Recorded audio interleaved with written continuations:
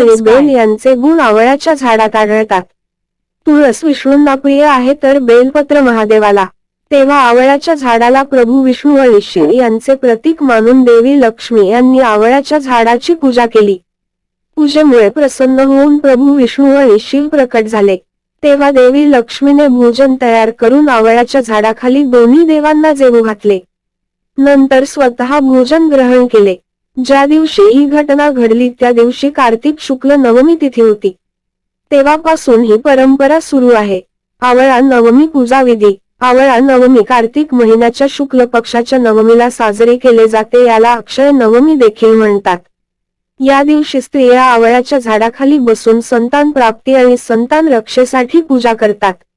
आवळा नवमीला आवळ्याच्या झाडाखाली बसून भोजन करण्याची देखील परंपरा आहे. या दिवशी स्नान, पूजन आणि अन्न इतर दान केल्याने अक्षय फळ प्राप्ती